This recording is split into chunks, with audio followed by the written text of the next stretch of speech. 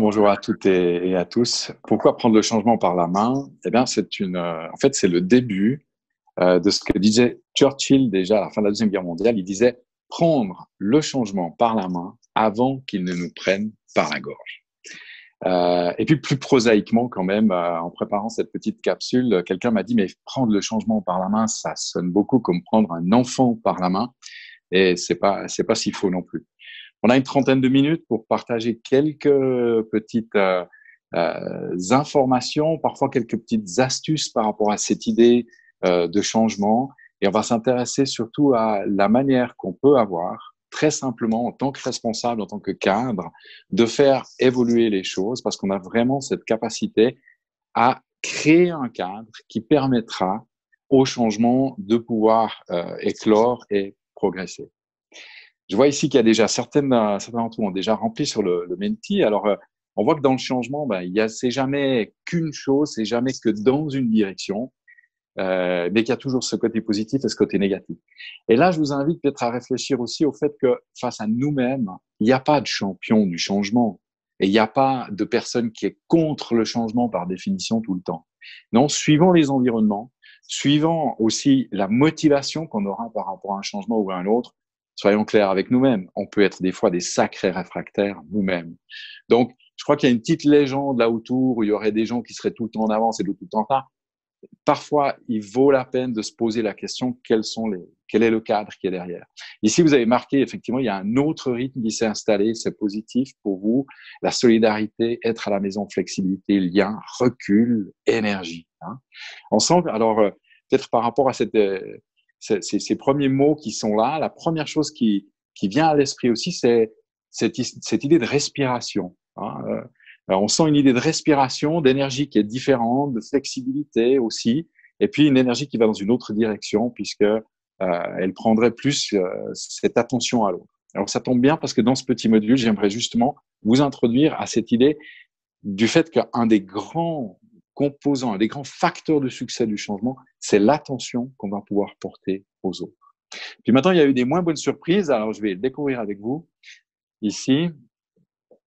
Des pertes de repères, ok, des manques de motivation, communication en rouge, donc j'imagine que la communication en a pris un coup, et puis effectivement les contacts qui sont peut-être moins proches et moins réguliers.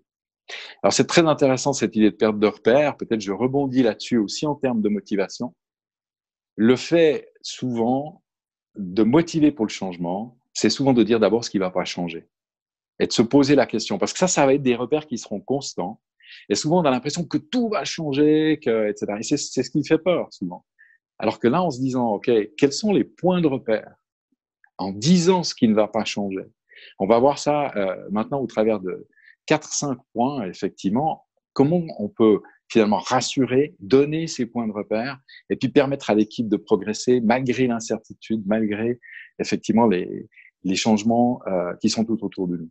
Et la peur, effectivement, la confusion, bien, ce sont des étapes, effectivement, qui sont importantes à je commence peut-être par me présenter, si cette chose-là veut bien bouger. Alors, c'est toujours intéressant. Est-ce que là, vous voyez mon écran? Voilà, c'est passé. OK. En 2 mots, donc, John Borua, je suis depuis une vingtaine d'années vraiment passionné par tout le potentiel des personnes et des organisations.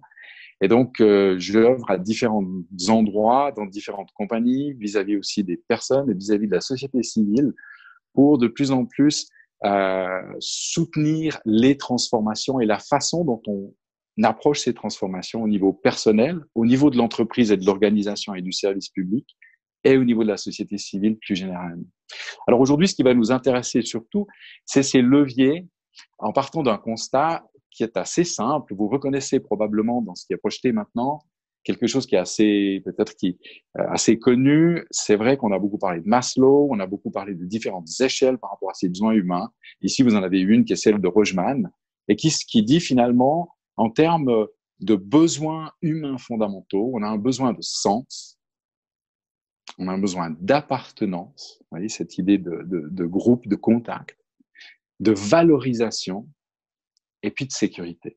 Alors, qu'est-ce qui se passe au moment où on entre en changement? Ben, très souvent, c'est ces différents aspects-là qui sont remis en question ou qui potentiellement sont remis en question.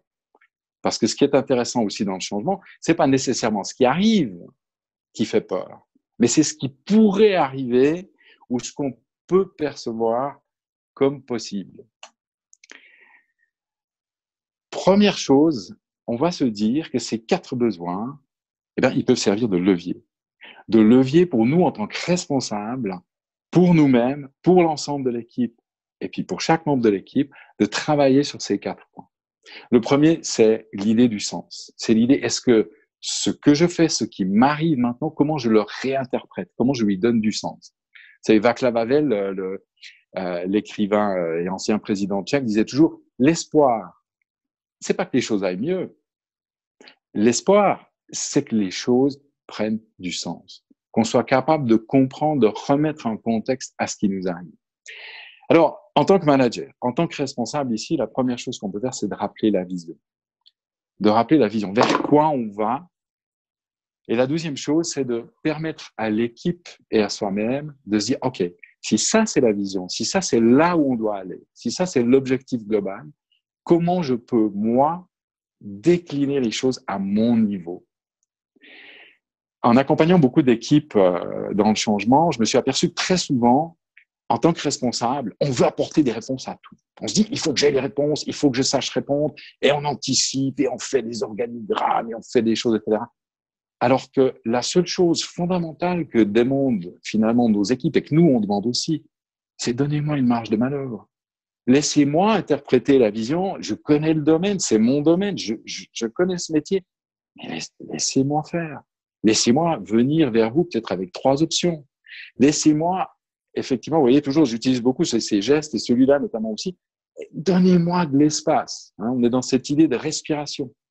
Et au moment où on va imposer quelque chose de nouveau, il y a peut-être une transformation qui est toujours le résultat finalement de s'ajuster par rapport au changement. Cette transformation-là, laissez-moi vous proposer ce qu'on peut faire à partir de là. Une troisième chose pour donner du sens, c'est de mettre l'usager au centre et de toujours réfléchir et de permettre à nos équipes et à nous-mêmes de toujours nous poser la question, quel va être l'avantage, le bénéfice pour l'usager?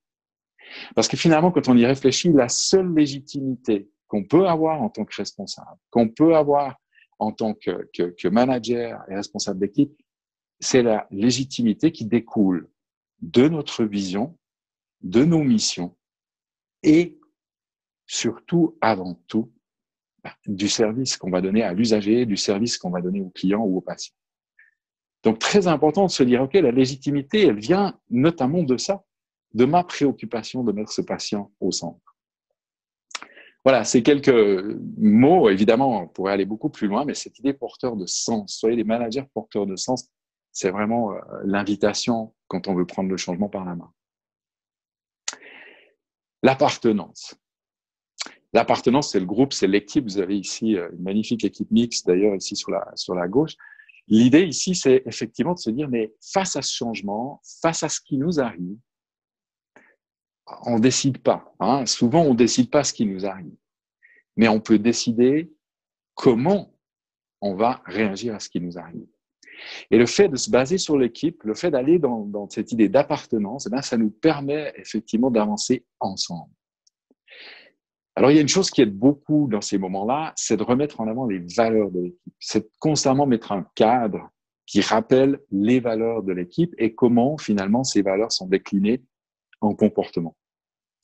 On sait tous que, je pense que dans 90% des groupes que j'accompagne, que j'ai vus ou que j'ai moi-même menés et dont j'étais responsable, dans 90% des groupes, il y a un mot qui revient, c'est le respect. Tout le monde veut du respect. Mais comment décline-t-on le respect dans notre équipe? À quoi voit-on qu'effectivement, il y a du respect dans notre équipe? Donc, important de rappeler ces valeurs et puis d'expliciter le « nous ». Ben voilà comment nous voyons les choses. Voilà comment de parler en « nous » plutôt que de parler en « je ». Et puis finalement, de faire appel alors à une chose qui est très importante, et je crois que pour chacun d'entre nous, c'est un peu une fierté qu'on a à l'intérieur de nous-mêmes, c'est de rappeler le professionnalisme. Alors, je peux m'appeler monsieur, madame, je suis comme je suis, parce que, comme j'ai dit tout à l'heure, personne d'entre nous n'est Superman, Superwoman du changement.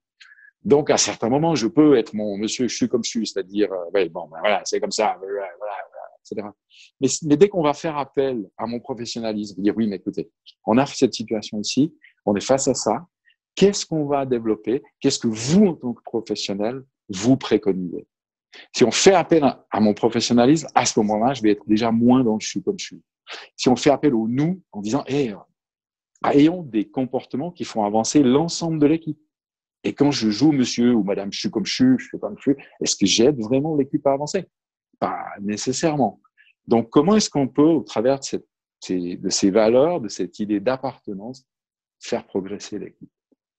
On avait le sens, on a l'appartenance. Eh bien, le suivant, c'est le besoin de reconnaissance et donc de valoriser. J'ai travaillé dans certaines équipes où, effectivement, systématiquement, on avait cette idée de dénigrement. Vous savez, on partait du point de vue que si quelqu'un fait quelque chose de bien, c'est normal. On va le payer pour ça. Par contre, alors, dès que ça correspondait pas à 100% à ce qu'on voulait, alors là, tout de suite, il y avait des remontrances, etc. Et comme chacun sait, j'imagine que vous, comme moi, le plus souvent, ce qui nous fait avancer, c'est pas nécessairement le doigt pointé qui vient et qui nous dit t'as pas fait, t'aurais dû faire, faut faire mieux, qu'est-ce que vous avez fait là, qu'est-ce que c'est encore cette histoire. Non, ce qui nous fait avancer, c'est bien plutôt en disant bravo pour ça, mais attention là, ou bravo pour ça, voilà ce qu'on peut développer maintenant. Donc cette idée, c'est valoriser le rôle de chacun, de dire ok, au sein de l'équipe, vous voyez ici les petits bonhommes avec leur petit puzzle là, chacun a sa carte à jouer. Chacun a quelque chose à contribuer. Et le mettre en valeur, ça va permettre effectivement de non seulement prendre le changement par la main, mais effectivement, en tant qu'équipe, de pouvoir se rassembler et se dire on est complémentaires, on est différents, mais on a la même vision, on est tous face à cette difficulté et ensemble, on va la surmonter. Donc, célébrer de manière symbolique, c'est aussi important. Dans une des équipes avec laquelle j'ai travaillé, ils avaient décidé qu'effectivement, à chaque étape, ils allaient faire une petite célébration. Alors, une fois, c'était, OK, quelqu'un qui amène un croissant. Une fois, c'était, OK, on ouvre un champagne après 6 mois, une grande étape. OK, donc, on essaye effectivement d'animer ça aussi parce que symboliquement, c'est important de voir qu'on avance. Les feedbacks, très importants, on peut en faire des cours. D'ailleurs, je vous recommande ceux du CEP à ce niveau-là. Mettre en place aussi des opportunités de développement et de compétences. Une des peurs qu'on a face au changement, c'est aïe, est-ce que je saurais faire? Aïe, est-ce que je vais arriver? Parce que le changement souvent nous place dans cette zone hors de la zone de confort. Et donc, il faut la conquérir. Et pour ça, effectivement, de voir avec chacun des membres de votre équipe de quoi est-ce que la personne a besoin, de s'asseoir avec elle et avec lui pour discuter ouvertement de ses besoins, de ses peurs. Vous l'avez évoqué tout à l'heure dans un des slides sur le Menti, ou de voir avec eux où est-ce qu'ils en sont. On verra une petite méthode, on terminera par une petite méthode pour voir ça tout à l'heure. Dernier point, sécuriser. Ben oui, sécuriser, c'est poser un cadre en tant que responsable. Un cadre qui permet aux personnes de sentir qu'on n'est pas dans l'arbitraire.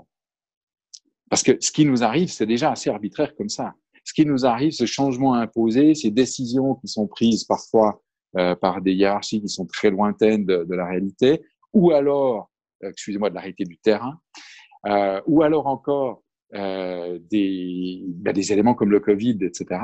Il y a déjà assez d'incertitudes comme ça. En tant que responsable, c'est-à-dire capable de répondre, response able, capable de répondre, en tant que personne capable de répondre, mettons en place des cadres qui permettent aux gens de respirer, qui permettent aux gens de savoir que l'arbitraire sera au moins le plus limité possible. Alors, des règles de fonctionnement, je vous en donnerai 2 ou 3 tout à l'heure, peut-être, c'est sur la base finalement de ce que j'ai pu moi-même expérimenter et observer. Rappeler ensuite ces règles du jeu. Il ne s'agit pas uniquement de les mettre en place, mais il s'agit de les rappeler. Et au début de chaque séance, par exemple, de venir et de rappeler une règle du jeu. Et puis d'expliciter les bonnes pratiques. Au fur et à mesure, chaque fois de dire, OK, qu'est-ce qui a bien fonctionné ici? Quelle est la bonne pratique qu'on garde de ça? Et puis ces bonnes pratiques, effectivement, de les mettre en route. Donc sécuriser, c'est vraiment de mettre constamment ce cadre en disant, OK, on a une vision, on sait plus ou moins ce qu'il faut faire, on voit plus ou moins là où on doit aller. Néanmoins, le terrain est très chaotique. Le terrain est ce qu'on appelle chez nous beaucoup un terrain VUCA. Ça veut dire un terrain qui est très volatile, Hein, ce qui est vrai aujourd'hui n'est pas vrai demain. Un terrain qui est extrêmement incertain. Hein, on ne sait pas trop, on avance souvent dans la nuit. Un terrain qui est très complexe. Et puis souvent où on doit prendre des décisions qui, pour nous, en tant que responsables, sont des décisions parfois ambiguës, parce qu'elles peuvent être attaquées de chaque côté, parce qu'il n'y a pas, c'est pas un concours de popularité, et parce que quoi qu'on fasse, effectivement, eh bien, il y aura des pour, il y aura des contre. Voilà, en quelques mots, cette idée hein, de se dire, OK, face à ces différents besoins de l'être humain, comment on peut accompagner ces différentes phases. J'ai envie de terminer, mais Annick, je ne sais pas trop au niveau du temps, où est-ce qu'on en est, est-ce que ça joue? Très bien, Très il reste bien, une dizaine de minutes et j'aurai quelques magnifique. questions pour toi si tu le souhaites. Alors, c'est parfait.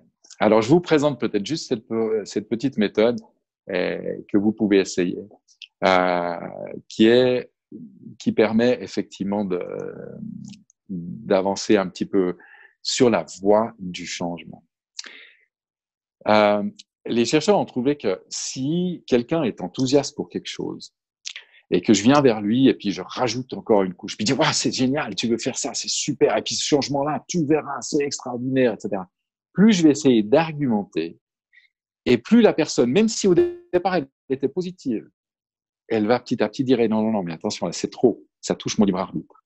Ou si elle est contre et qu'elle dit oui, mais franchement, ce changement-là, c'est de nouveau un truc, moi j'en ai marre, etc. Et puis la personne va, mais non, mais vas-y, mais écoute, il faut, etc. Plus je vais argumenter dans ce sens-là aussi, et plus je vais provoquer ce qu'on appelle une réactance, c'est-à-dire un sentiment dans lequel la personne, simplement parce qu'elle veut garder son libre arbitre, vous voyez qu'on revient aux marges de manœuvre, eh bien, simplement parce qu'elle veut garder ce libre arbitre, elle va repousser finalement tous les arguments que je vais avancer. Donc le mieux, c'est de partir d'où la personne est, et puis d'aller dans son sens. C'est-à-dire, si par exemple, on va poser la question à une personne, on va lui dire, OK, comment ça se passe pour vous ce changement? Qu'est-ce qui est impacté? Qu'est-ce qui se passe? Si la personne commence à trop s'étendre, on va lui poser la question, en quoi, qu'est-ce qui est le plus difficile pour vous finalement dans ce changement? Et très souvent, on va voir que la personne va déjà bien réduire le champ, parce qu'il y aura probablement une, voire deux préoccupations principales. Donc, qu'est-ce qui se passe pour vous? Qu'est-ce qui est le plus difficile pour vous dans cette histoire? Puis ensuite, on va demander à la personne de lui dire, mais finalement, de 1 qui serait totalement contre, à 10 qui est vraiment l'enthousiasme absolument délirant, vous en êtes tout dans ce changement. La plupart des personnes vont répondre soit 6 ou 7 si elles sont du côté positif, soit plutôt 2 ou 3, voire 1 ou 2. Et là, ce qui est intéressant, à partir du moment où effectivement où elles sont à 2, c'est de se dire, OK, vous êtes à 2, mais pourquoi vous n'êtes pas à 1? Qu'est-ce qui fait déjà que vous êtes sur à 2 et pas à 1? Et là, la personne, elle va assez rapidement distinguer et puis dire, ben voilà, je suis pas à 1 parce que je me rends quand même bien compte qu'il faut bouger. D'accord. Ah, OK. Voilà pourquoi vous êtes à 2. Alors, si vous êtes à 2, maintenant, comment et de quoi auriez-vous besoin pour passer à 3? Là, vous voyez, de nouveau, on ouvre cette idée de marge de manœuvre, mais on l'ouvre de façon extrêmement ciblée en disant quel est votre besoin maintenant. Voilà, c'était les quelques choses que je pouvais présenter pendant ces quelques minutes. Je me réjouis de vos questions s'il y en a, et puis je reste à disposition, bien entendu, pour être avec vous et puis partenaire dans cette idée d'accompagner ou de prendre le changement par la main. Merci beaucoup, John. Je te propose de laisser la dernière dia qui nous permet de montrer comment faire très pratiquement. Ce que je retiens aussi et ce qui ressort de ce que tu dis, c'est comment faire en sorte de ne pas tomber dans le piège du beau discours et de vouloir convaincre à tout prix pour aller vers l'écoute et le questionnement de l'autre. Ouais.